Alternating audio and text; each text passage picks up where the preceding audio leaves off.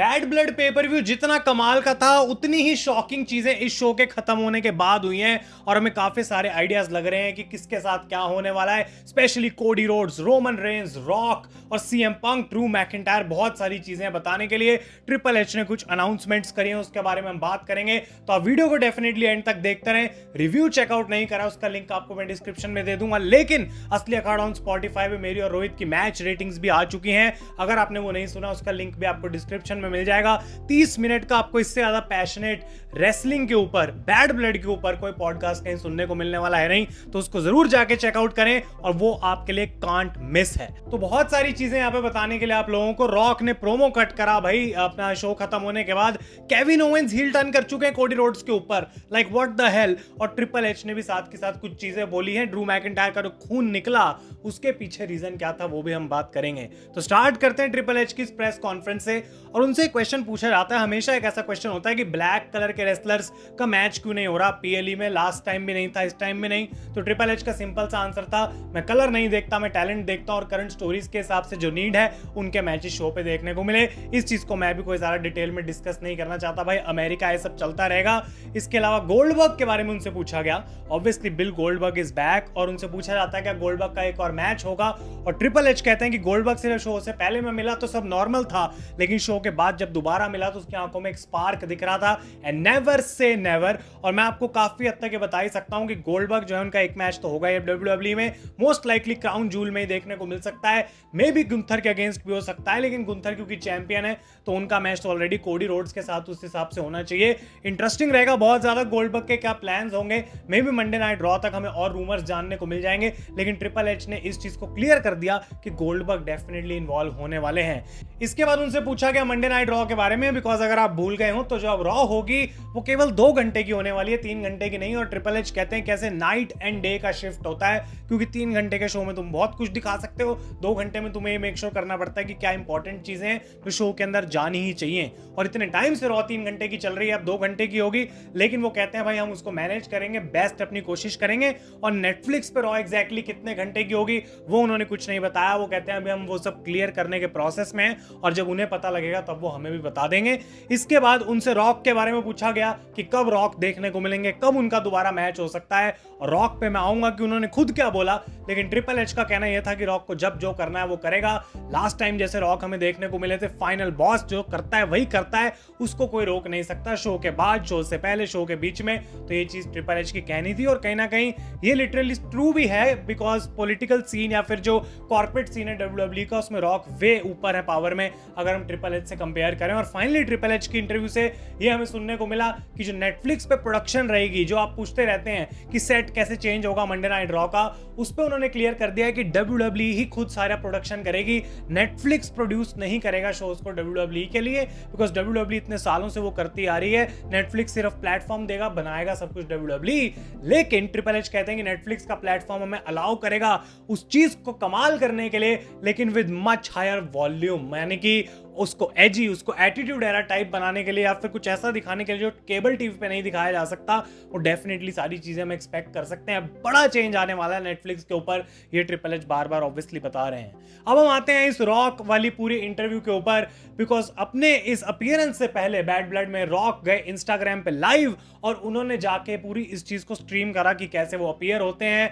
वो ऐसे 3, 2, 1 काउंट करते हैं जो उन्होंने किया और उसके बाद वो वापस आ गए। लेकिन जब वो वापस आए बैक स्टेज तो पूरा प्रोमो सुनने को मिला यहाँ पे रॉक की तरफ से, भाई कमाल का। और वो मेंशन कर रहे हैं कि किस तरीके से रॉक आज बहुत अच्छा फील कर रहा है, बहुत बढ़िया फील कर रहा है। और जो भी चीजें रॉक ने आज देखी हैं, जो विटनेस करी हैं, काफी सारी बुलशिट जो पिछले 6 महीनों में जब से रॉक नहीं आ रहा वो हुई है, उसके बारे में भी रॉक का काफी कुछ कहना है। लेकिन क्योंकि आज रॉक अच्छा फील कर रहा है तो आज वो हमें अपनी फीलिंग्स नहीं बताएंगे, वो हमें अपनी फीलिंग्स तब बताएंगे जब रॉक का मन करेगा अपनी फीलिंग्स बताने के लिए। और वो धीरे धीरे करके इस अरीना को एग्जिट करते हैं, बाहर जाते हैं, तो ये पूरे प्रोडक्शन ट्रक्स खड़े हैं। पहले स्टोन कोल्ड की पिक्चर दिखती है, रॉक कहते हैं ये मेरा दोस्त है, इसको मैं बियर पिलाऊंगा। डस्टी रोड्स दिखते हैं, वो कहता है ये मेरा आइकन है, लेकिन मैं तेरे बेटे को हेट करता हूं। जॉन सीना को बोलते हैं देख के भाई कि जा भाई, यू हैव टू ईट सम बूटी। आप लोग उसका मतलब खुद समझते ही हैं, लेकिन जो मेन चीज रॉक ने बताई वो ये कि एक्चुअली में the final boss is back. और वो कहते हैं कि ये बेस्ट टाइम होता है, बिकॉज जब फाइनल बॉस आ रहा था तुम उसको हेट नहीं कर सकते। ये फाइनल बॉस वाली जो चीज है, रॉक इतना अच्छा फील कर रहे हैं एक बार फिर से दोबारा। और ये सब कुछ उनके पूरे कैरेक्टर के अंदर चल रहा है। और एक सबसे इंपॉर्टेंट चीज जो यहाँ पे रॉक ने बोली वो ये कि Roman Reigns, Jimmy Uso and Cody Rhodes, ये तीनों लोग जो हैं वो कंपेयर नहीं होते द फाइनल बॉस से, और कोई नहीं बचेगा जब रॉक एक्चुअली में अपनी पे आ जाएंगे। वो टकीला की बोतल खोल के सीधा शॉट सा मारते हैं और कहते हैं दैट्स सम गुड शिट, और पूरी अपनी वाइब में वो थे। और उसके बाद अपनी गाड़ी में बैठते हैं, पीछे से म्यूजिक बजता है and he is if you smell what the rock is cooking.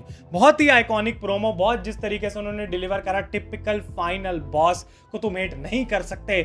लेकिन गाइस जो सबसे बड़ा हिंट निकल के आ रहा है, जो हम सोच रहे थे कि अब रॉक वर्सेस कोडी होगा दोबारा चैंपियनशिप के लिए, ऐसा लगता नहीं है कि अभी डब्ल्यूडब्ल्यू सीधा उसके ऊपर जा रही है। बिकॉज ना ही सिर्फ इस प्रोमो के अंदर रॉक ने अपना रोमन रेंस का मेंशन किया, लेकिन डब्ल्यूडब्ल्यू ने यूट्यूब पे वीडियो भी अपलोड करी है जहां पे उन्होंने टाइटल में लिखा है कि the rock returns and stairs down Roman Reigns. यानी कि अगर डब्ल्यूडब्ल्यू खुद ही वीडियो में बोल रही है कि रॉक ने रोमन को स्टेयर किया, यानी कि क्या रॉक अभी वापस आए हैं रोमन रेंस के लिए? क्या रॉक वापस आए हैं वो ट्राइबल चीफ का क्राउन लेने के लिए, और इससे पहले वो अनडिस्प्यूटेड चैंपियनशिप के लिए जाएं कोडी रोड्स के सामने, वो अपना क्राउन लेना चाहते हैं द ट्राइबल चीफ, और फिर कोडी रोड्स की undisputed championship? Because final boss को सिर्फ एक चीज से नहीं, सारी चीजों से मतलब है। तो अनबिलीवेबल। और जिस तरीके से स्टोरी यहाँ पे चल रही है, मैंने आपको बोला है कि बहुत सारी पोटेंशियल चीजें हो सकती हैं। रॉक वर्सेस रोमन हो सकता है, रॉक वर्सेस कोडी हो सकता है, ट्रिपल थ्रेट हो सकता है, बाकी ब्लड लाइन के मेंबर्स भी इन्वॉल्व हो सकते हैं, तो बहुत मस्त होगा। और बाकी ब्लड लाइन के मेंबर्स की मैं बात करूं तो जे ऊसो ने जिमी के रिटर्न के बाद नाओमी के साथ अपनी एक पिक्चर शेयर करी जहां पे उनको सिस्टर भी बुला रहे हैं। तो अनबिलीवेबली धीरे धीरे ब्लड लाइन वापस जुड़ रही है, कहीं से टूट भी रही है, और अलग अलग मेंबर्स अपना अपना रोल प्ले करते जा रहे हैं। बहुत सारी और चीजें होंगी जो आने वाली वीडियोस में मैं आपको बताऊंगा। कहीं पे प्योरली हमारे ओपिनियन भी हम डिस्कस करेंगे, लेकिन इस वीडियो का पर्पस सिर्फ ये आपको बताना कि ब्लड लाइन का जो है बैड ब्लड के बाद क्या हुआ, और ये सब हमें सुनने को मिला। रोमन रेंस कोडी रोड्स में से कोई भी प्रेस कॉन्फ्रेंस में नहीं आया, और कोडी प्रेस में क्यों नहीं थे उसके बारे में हम बात करेंगे। लेकिन उससे पहले एक और कमाल की चीज हमें जानने को मिली, और वो है ड्रू मैकिंटायर और सीएम पंक वाले मैच से। अब आपने नोटिस किया हो तो सीएम पंक का जो खून था वो मैच के एंड तक तो खत्म ही हो गया था ऑलमोस्ट, यानी कि सीएम पंक रिकवर कर चुके थे, उनका वुंड जो है वो बंद हो गया था। लेकिन माना जा रहा है जिस तरीके से ड्रू मैकिंटायर का खून पट पट पट पट गिरे जा रहा था, वो एक असली वुंड था। जी हाँ, ड्रू मैकिंटायर का इतना खतरनाक वुंड था कि उनका खून रुकता ही नहीं था। और बहुत बार मैच के टाइम पे रेफरी ने टॉवल देने की कोशिश करी ड्रू मैकिंटायर को, लेकिन उन्होंने उस चीज के लिए मना कर दिया, बिकॉज ड्रू मैकिंटायर करना चाहते थे सेव इस स्टोरी को, सेव इस मैच को, और वो उतना दर्द सहने के लिए तैयार थे। अनबिलीवेबल रिस्पेक्ट भाई ड्रू मैकिंटायर के लिए, बिकॉज सीएम पंक ने जब उनको टूल बॉक्स से मारा तो एक्चुअली में उनका वुंड काफी गहरा हो गया था, जिसकी वजह से वो खून रुक ही नहीं रहा था। लेकिन उन्होंने डिसाइड करा कि मैं इस चीज को बीच में नहीं आने दूंगा, अब जो है सो है। और बताया जा रहा है रिपोर्ट्स के अकॉर्डिंग, पीडब्ल्यू इनसाइडर, तो आप मान ही सकते हैं कि 16 स्टेपल्स लगे ड्रू मैकिंटायर के सर में, और वो उनको करने पड़े अपनी इस वुंड को बंद कराने के लिए। तो एक बार फिर से भाई चैट में जाओ और लिखो नीचे कमेंट्स के अंदर कि absolute respect for Drew McIntyre, this guy is a king. और फाइनल स्टोरी जो इस वीडियो में हम डिस्कस करेंगे बैड ब्लड के बाद की कहानी में, वो ये है कि केविन ओवेंस जो है वो हील टर्न कर चुके हैं कोडी रोड्स के अगेंस्ट। जी हाँ, वो अपनी बस के उधर आ रहे थे, मे बी वो तैयार होकर निकल रहे थे प्रेस कॉन्फ्रेंस के लिए, और यहाँ पे अपनी स्पोर्ट्स कार के अंदर केविन ओवेंस आके कन्फ्रंट कर रहे होते हैं कोडी रोड्स को,